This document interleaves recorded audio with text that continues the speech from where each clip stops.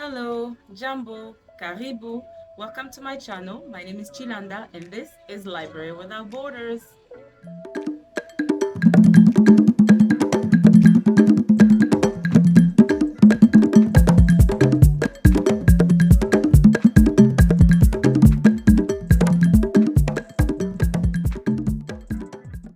Alright guys and girls, welcome back to my channel. Another episode of Library Without Borders.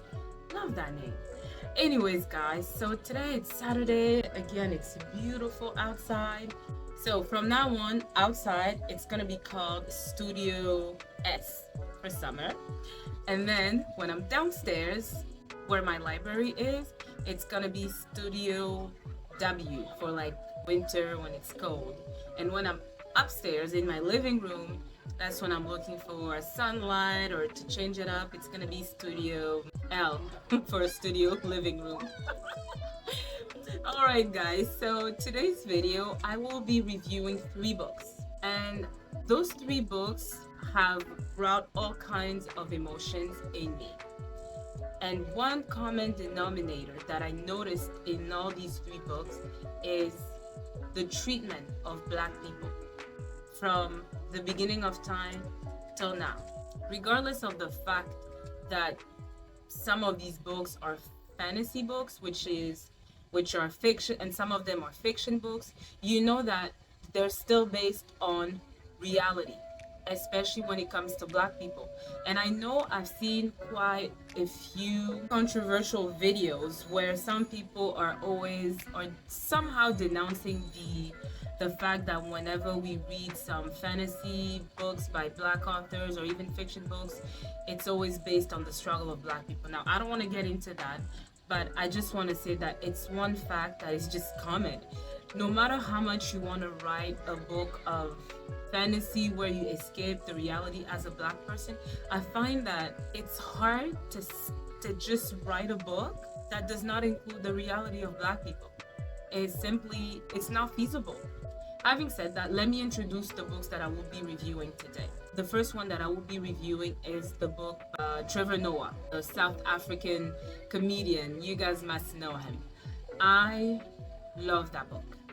Now, if you know Trevor Noah, he grew up in South Africa. And in his autobiography, he does talk about his childhood and his growing up with only his mom, but his father was also in his life. He also talks about his teenage years and adulthood. Now, what I found about that book, or the way he narrates, the way he talks about his life, is that he tries to put a funny tone to something that otherwise is not funny.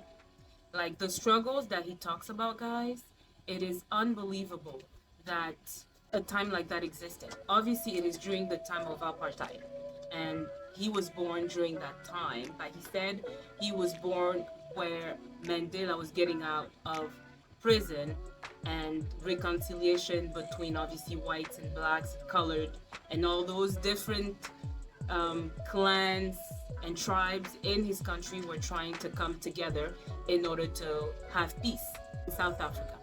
And his mom, whom he grew up with, was Black, obviously, and she was of Xhosa. I can't say it, but she was of the Xhosa tribe, and that's one of the main tribes found in South Africa. And according to Noah, that tribe, or the people from that tribe, are usually promiscuous. His mom was very wild, I must say, and fearless. I love her. Like, I want to be like her. The stories that Noah was talking about, like for example, how he was thrown out of a moving car with his mom when they were driving or riding in a car. Something happened and they had to escape. And believe it or not, he got thrown out of a moving car, and his mom jumped out of that car with her baby in hand out of a moving car. Tell me that's just not badass. Tell me that's not badass. And it doesn't stop there. Noah also talks about the moments when his mom just rebelled against the norms that were put on Black people during apartheid. Like, for example, Black women were not meant to work, and the kind of jobs that they were supposed to have were like jobs of like being maids or like, you know, cleaning jobs, such as going to clean white people's houses. And his mom was not all about that, so she would go to another town and literally endlessly stop there until she was given a secretarial job. It is during that time that his mom met Noah's father. Now, the situation surrounding the meeting is quite phenomenal. For that time, that story to me is like, wow, she was really advanced. I think Noah also mentioned that she was way advanced for that time, because she literally went to see Noah's father and told him that she wanted a baby. Plain and simple, she wanted a baby. And you know what?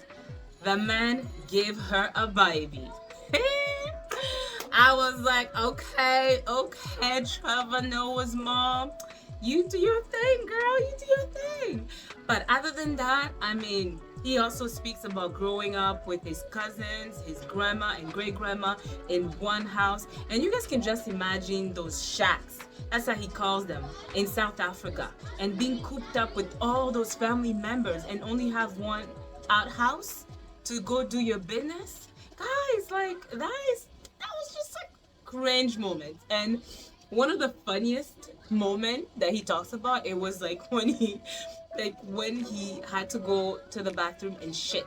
Yes, guys, he talked about shit. And what I loved about it, he said Beyonce also shits. All right, everyone, probably they know that Beyonce shits. She does shit. And that's what he said. And he's like, he was so disgusted. He was 6 years old. He was so disgusted with the outhouse because there was no toilet paper. There was only like newspapers. I don't know. I guess you use that to wipe your ass. Okay. So he took the newspaper, went in the kitchen, Noah, like, yikes, people eating there. So anyway, so he was there, and then he started shitting. And you can just imagine, guys. And then his great grandma was blind, started smelling something funky. I was laughing. That story, guys, I was just simply laughing. It was hilarious because he said, now he describes the moments, because we all go to the bathroom, guys, and we have moments. Those are special moments where you need to focus, but you also lose yourself in the natural thing called, you know, shitting, you know. So he talks about at some point when his great grandma starts to call out like, who's in the house, and he had to pause. Oh my god, guys, I was dying. Like, it was so hilarious. But he, like, that part was just, I was dying, because at some point when he was done shitting, he took the shit in the newspaper and put it in the garbage. So when his mom and his auntie, they all came, his great grandma was like, there's someone in the house and some smells, and everyone was like panicking. And you know what they did? They went to get like all the neighbors and everybody, because they thought there was a demon in the house, so they had to cleanse the house. Like, it was a whole mess. But other than that, he also talks about growing up with and not fitting in. And I love his accent. He talked about not fitting in because he was mixed. He was half white, half black. But then there was so many categories of class in South Africa. There were like colored people, there were blacks, and then there were whites. But there was also in between all of those, you know what I mean? There were Chinese, there were Indians. And he talks about sometimes what the government will do if you were looking for a job or if you're looking for somewhere to live. It was based on your race. And at times, it would depend, if you were, for example, half white, half black, it will depend on how much black or white you had in you and how you came out. Because if you were a mix, but then you were more black or more white, like, it was a whole mess when he talked about that aspect of South Africa. And he also talked about meeting his dad eventually, who's Swiss, and due to circumstances, his dad couldn't be in his life. Other than that, he also spoke about how growing up, he was like all the time in the streets with his friends, trying to make ends meet because there were no jobs back then, how he did prison for something petty, it's unbelievable. It's really unbelievable. And in the end, what I loved and enjoyed about that book, it's the way his mom was so about Jesus. Like, she was so about Jesus that I was convinced that her Jesus actually had a part to play at the end of the book, because his mom got shot.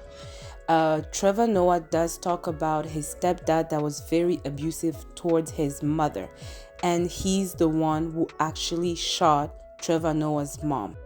But the way he described the shooting and the way it happened, it was so miraculous that even the doctors didn't understand, nor the police did not understand how she survived.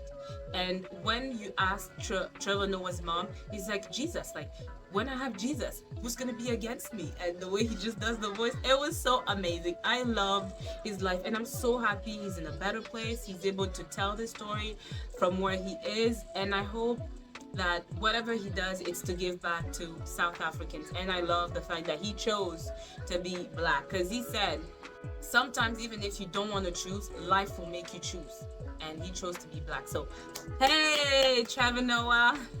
So there you have it. That was Trevor Noah's book, a fantastic read. If you have not picked up that book, I recommend picking it up. It is mwah. Now next, the book I want to review, it is The Sweetness of Water. Guys, I finished this book in 2 days. So I read half, like the physical book, and the other half I listened to it. And I recommend listening to this book. The audio version, it is absolutely fantastic because of the accent, the southern accents that are being used in the audible version is absolutely fantastic. Now, this book is during the Civil War in the United States. And obviously it is during the emancipation of blacks, freed black people from slavery. All right, and we follow the story of Prentice and Landry. But also we follow these white people, George and Isabel. They have a big property and lots of land, and that's where we find Prentice and Landry. Prentice and Landry find themselves on George's property. Now George is a cool, middle-aged, older white man, and he welcomes them. He tells them that they can stay on his property, and in exchange, they have to help him work on the land and plant peanuts. Cool, no problem. Now, what we learn about Prentice and Landry is that Prentice is, I'm not sure if he's the older or younger. I think he's older. But Landry has some kind of disfiguration happening with them, which makes him unable to speak. And that was due to him living on another plantation, and he was beaten to a pulp so much that he became unable to speak, and he was disfigured as a result of the beating.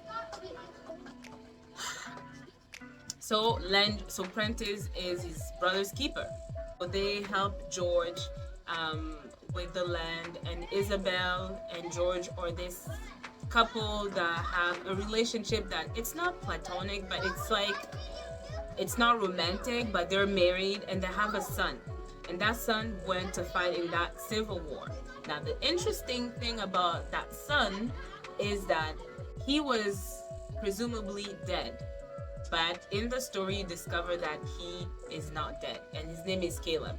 He comes back home, and there's a secret that he hides from his family and the world, basically.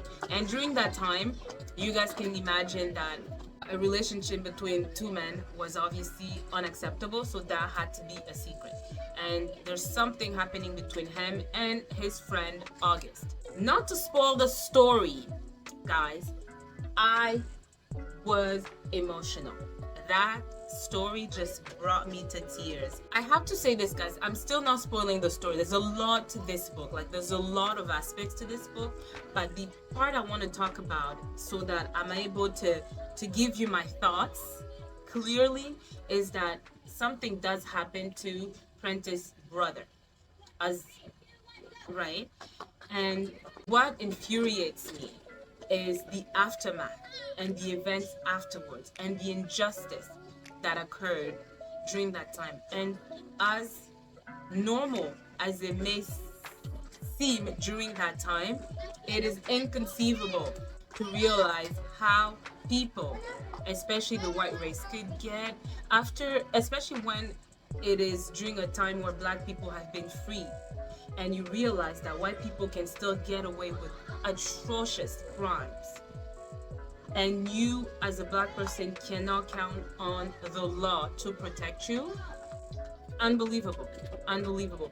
And you will find that Prentice, Caleb becomes intertwined in the aftermath of the tragedy that occurs. And George as well, we will play a heroic role.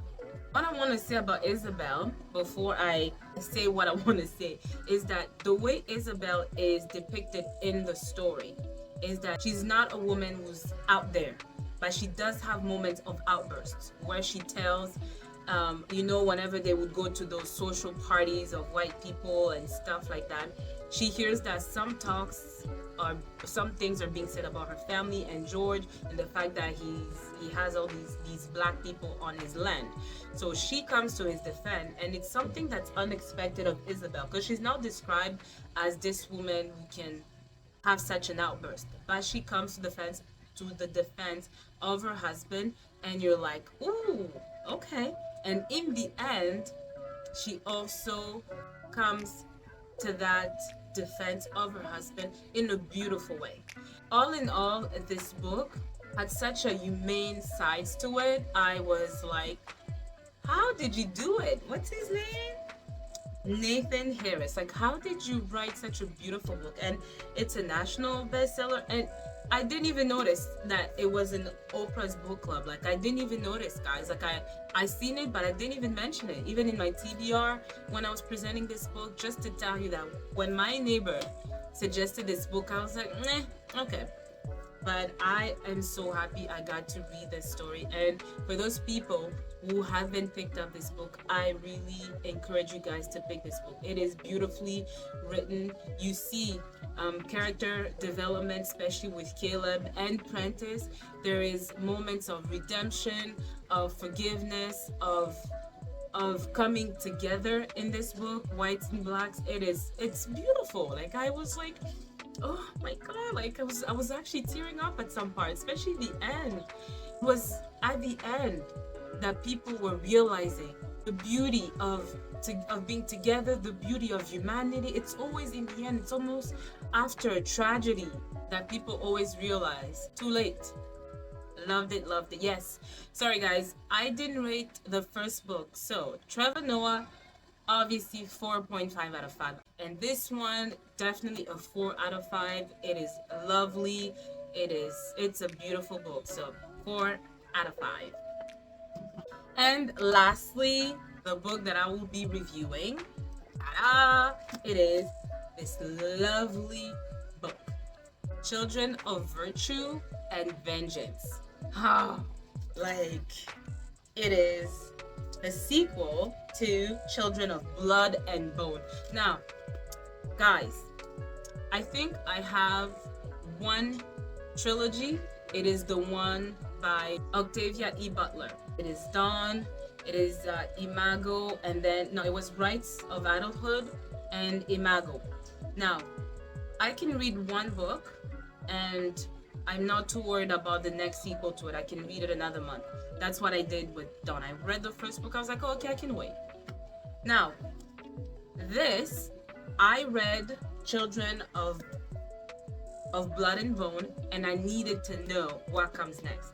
Now, I didn't think there was gonna be a third one, but I don't even know if there's gonna be a third one, just because once I finished the end of this book, I was like, no, don't tell me. Don't tell me this is the finale. And if it's not, don't tell me. I have to wait like the next year or 2 years for the third one to come. Like, why? Anyways, as I was saying, this is Children of Virtue and Vengeance. And obviously, we follow Nyla. That's her Leo Paner. But she has my daughter's name. So we have Amari, the princess. We have Tizane. And we have Zelly. And believe it or not, we also have Inan. And now we have Amari's mother in this story. So what happened is that obviously in the first one, the right that she had to do in order to bring the Magi back went awry. All hell broke loose. Now, due to that, in the second book, we discover that now we have the Zoidon people who now have magic. And usually you can tell because they have the white streak of the hair. So you know that although they're now of Magi descendants, they are now Zoidon people, like Inan people. And therefore, the princess now has magic power. And there's violence from beginning till the end. Every time they have the upper hand over Orisha, the kingdom of the mother, because obviously Saran, the king, has perished in the first one. Now Inan and the mother are ruling Orisha.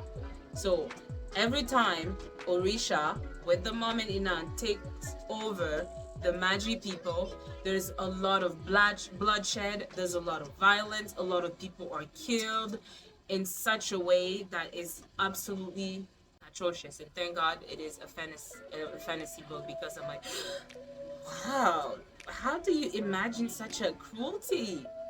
Huh, Tommy? Like, why? At some point in the book, you have this gas, and it is made of something so lethal that they spray in the air, and these people, they die. They're like become black, and just everything is sucked out of them. Like it's unbelievable. And what I enjoyed about the second of this book is that there is tension between Zelly and Amari. Zelly is now called the Soldier of Death, and she has joined the Elder. And the Elder are they're elders, they are magical beings, and they have a say, or the final say, in terms of strategical plans for war. So she's part of the elders, and everybody, whenever they need to make a move, they ask Zelly what's the plan. And obviously Zelly is fighting her own demons, because she feels like ever since she became the leader, so many of her loved ones have died. Like, she lost her mom, she lost her dad, she lost all the other Magi people that she's met throughout her journey, and she's not feeling like she can take vengeance and eradicate the kingdom of Orisha, including Inan and Inan's mother. And what we realize is that Inan's mother is so powerful that it will take more than the Magi, her magic, and the elders' magic, and the whole people of the Magi to conquer her mom. Now comes the Princess Amari. Can you believe it? She's had to fight her dad. Now she has to fight her brother, and she has to fight her mom, her own mother. Oh, I beg you, deliver me from all of that pain. But that's basically what she has to do.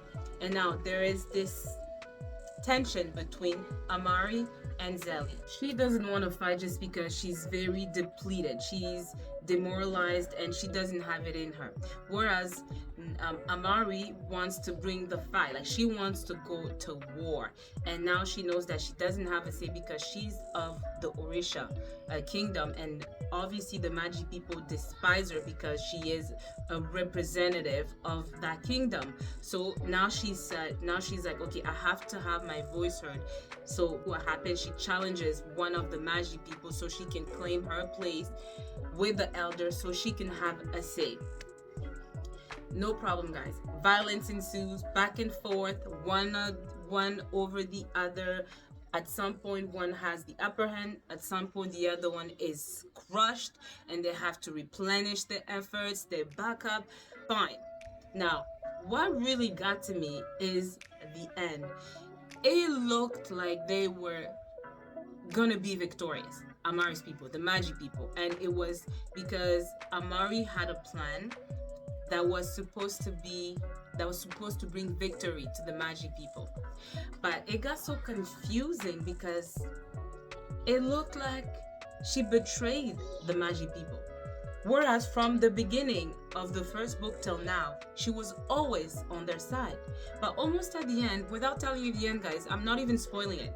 It looked like she betrayed them. That's how it looked like. But then when you go to the end, you discover that that's not it.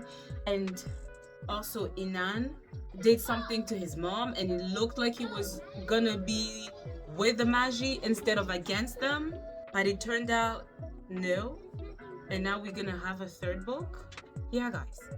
Children of Virtue and Vengeance is now the finale, because the end, no one came out victorious. None of the parties. So Tomi, Adeyemi, I beg, bring the third one and please finish it. Guys, there was so much violence in the second one. Like, there was so much happening. It needed to be done. There was no need to extend it even more. But I'm telling you, the end is effed up. That's not the end. So I'm not sure if you guys know something. Did she talk about bringing a third book? Because she needs to bring a third book.